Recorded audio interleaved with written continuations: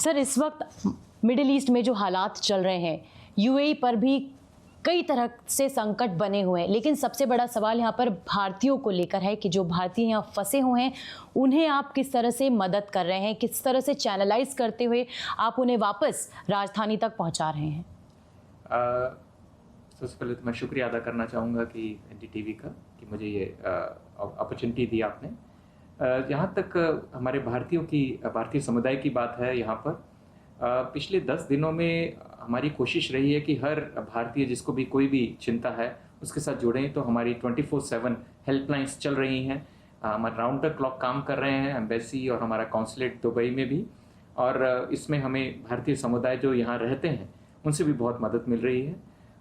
हमें खुशी है कि पिछले कुछ दिनों में जैसे ही एयरलाइंस शुरू हुई, in phased manner non schedule flights चली हैं, तो लगभग जितने भी लोग यहाँ फंसे हुए थे, जो ट्रांजिट में थे या टूरिस्ट में आए थे, शॉर्ट टर्म स्टेंट में आए थे, अधिकतर अपने घर वापस पहुँच गए हैं, अपने परिवारजनों के साथ जुड़ गए हैं जी। और जो अब भारतीय समुदाय यहाँ रहते हैं, जिन्होंने यूएई में अपना एक तरह से घर बसाया है, वो लोग हमसे जुड़े रहते हैं और हमारा उनके साथ निरंतर संपर्क चल रहा है। सबसे बड़ी चुनौती सर क्या थी? अब भी चुनौतियां जाहिर सी बातें आ रही होंगी। सबसे ज़्यादा इंडियन डायस्पोरा कम्युनिटी यहाँ पर रहती है, भारतीय कम्युनिटी के लोग यहाँ पर रहते हैं।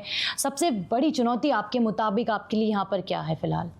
मुझे ऐसी कोई चुनौती दिखती नहीं है अभी, अगर मैं सही में कहूँ, क्योंकि यहाँ पर जो स्थिति है, जिस तरह से स्थिति बनी, तो जो स्थानीय सरकार है, लोकल गवर्नमेंट है, उन्होंने इस स्थिति को हैंडल बहुत अच्छे तरीके से हैंडल किया है। उन्होंने बड़े प्रॉम्प्ट एक्शन लिए हैं, इफेक्टिव उन्होंने सिक्योरिटी सुनिश्चित की है इस सभी रेजिडेंट्स की, भारतीय समुदाय की भी।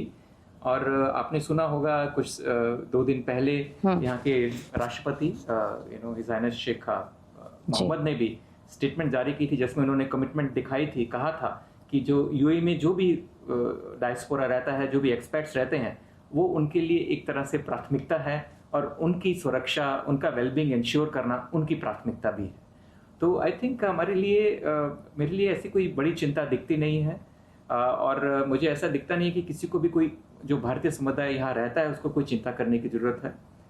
स्थिति काम है, कोई पैनिक की ज़रूरत नहीं है और डरने की भी कोई बात नहीं। लगातार मोबाइल में हालांकि अलर्ट्स आते हैं, एक्सप्लोजन्स की आवाज़ें आती है, लेकिन फिलहाल लोगों में पैनिक नहीं है। नहीं, कोई पैनिक नहीं है। आई थिंक जैसा मैंने कहा कि लोकल गवर्नमेंट ने, अथॉरिटीज़ ने बहुत अच्छे तरीके से उनके सिस्टम्स बनाए हैं। तो जो अलर्ट आता है उसके लिए उन्होंने फिर कहा भी कि अलर्ट होता है तो हमें क्या करना चाहिए। सभी रेजिडेंट्स के लिए उन्होंने अपनी जानकारी दे रखी है। तो वो सेफ्टी, सुरक्षा, उसको इंश्योर करने के लिए जो प्रोटोकॉल्स बनाए गए हैं काफ़ी अच्छे हैं और काफ़ी आई थिंक लोग उसको फॉलो भी कर रहे हैं। तो उस स्थिति को आगे भी आने वाले समय में भी आई थिंक जैसे वो हैंडल कर रहे हैं, तो इसको हम फॉलो करते रहेंगे, तो चिंता की कोई बात नहीं। आखिरी बात सर, आप क्या संदेश तमाम भारतीयों को जो यूएई में रह रहे हैं, भारत जाना चाहते हैं, अब भी फंसे हुए हैं, उनको आप क्या संदेश देना चाहेंगे? और वो तमाम भारतीय कम्युनिटी जो इस वक्त यहाँ पर रह रही है, जो मिलियंस की संख्या में, उनको आप क्या कहना चाहेंगे? हज़ारों की संख्या में उन्हें क्या कहना चाहेंगे? मैं भारतीय समुदाय जो यूएई में रहता है, उनको मैं एक बार फिर से यही आग्रह करना चाहूँगा कि आप सब ने बहुत हिम्मत बंधी हुई है, आप सब ने कोई पैनिक नहीं दिखाया है और इसकी कोई ज़रूरत भी नहीं है। हमारी यूएई गवर्नमेंट बहुत अच्छे तरीके से बड़े प्रॉम्प्ट एंड इफेक्टिव एक्शन ले रही है to deal with the situation. भारतीय सरकार आपकी सुरक्षा, आपके वेलबींग को सबसे अधिक प्राथमिकता देती है और हमारा जो एम्बेसी है अबू धाबी में, हमारे कॉन्सुलेट जो दुबई में है, हमने 24 घंटे की हेल्पलाइंस लगाई हुई हैं। आप कभी भी, आपको कोई भी चिंता है, आप किसी भी समय हमसे जुड़ सकते हैं, अपनी चिंता शेयर कर सकते हैं।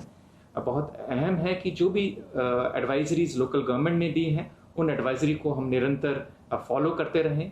जो भी हमारी जानकारी हमें चाहिए, ऑफिशियल चैनल्स में जो जानकारी दी जा रही है, उस पर ही भरोसा रखें। कोई भी हियर से, कोई भी र्यूमर्स को आप बिलीव मत करिएगा। और वेरी इंपॉर्टेंटली, जो भी हम सोशल मीडिया का जो भी इस्तेमाल करते हैं, बड़ा रिस्पॉन्सिबली उसमें करें। कोई भी ऐसी इन्फॉर्मेशन जो अनवेरीफाइड इन्फॉर्मेशन है, उसको सर्कुलेट ना करें और लोकल चैनल्स, ऑफिशियल चैनल्स के थ्रू ही इंफॉर्मेशन को अपने सामने रखें। भारतीय राजदूतावास, हमारा कॉन्सुलेट निरंतर आपकी सेवा में हाजिर है और हम आपके साथ जुड़े रहे हैं।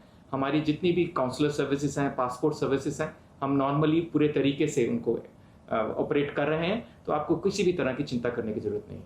बहुत शुक्रिया सर एनडीटीवी इंडिया से बात करने के लिए। तो ये थे हमारे साथ Indian ambassador to UAE mister Deepak Mittal, जिन्होंने हमें बताया कि किस तरह से यहाँ पर लगातार 24/7 हेल्पलाइन खुली हुई हैं और इंडियन एम्बेसी किस तरह से भारतीयों को जो यहाँ पर फंसे हुए उन्हें लगातार मदद करने की पूरी कोशिश कर रही है। एनडीटीवी इंडिया के लिए यूएई से तेजश्री पुरंदरे।